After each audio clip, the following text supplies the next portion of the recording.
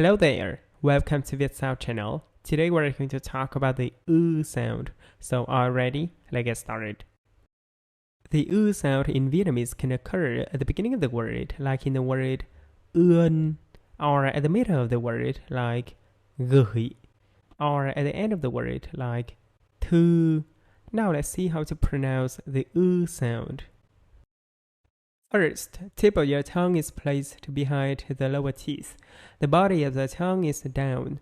The sound is a back vowel, so the back of the tongue touches the hard palate. Tense your tongue and move it back. Open your mouth slightly, stretch your lips and keep them relaxed.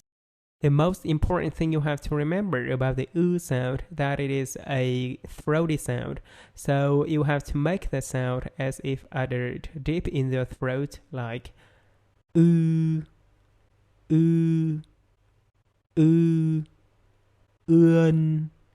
gửi, thư.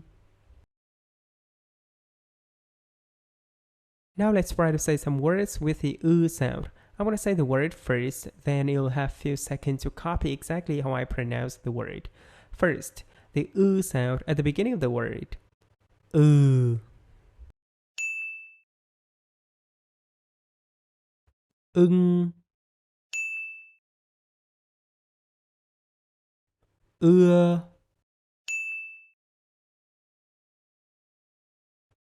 ướt,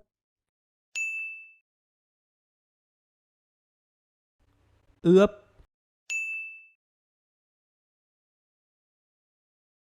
ươn, ướm. Now the sound at the middle of the word. Mừng,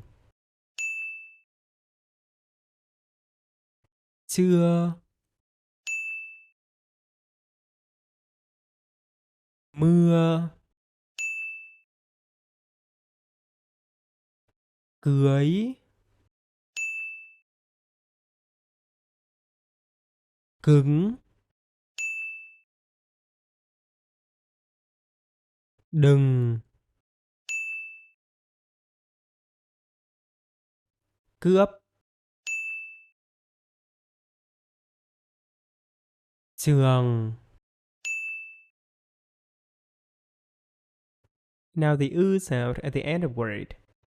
Tư, từ, lư, nữ,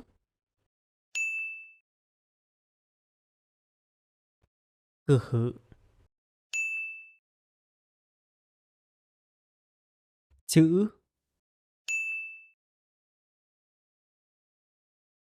thư, giữ, như, đưa thư, tươi cười, tức tưởi, lưa thưa, thư từ.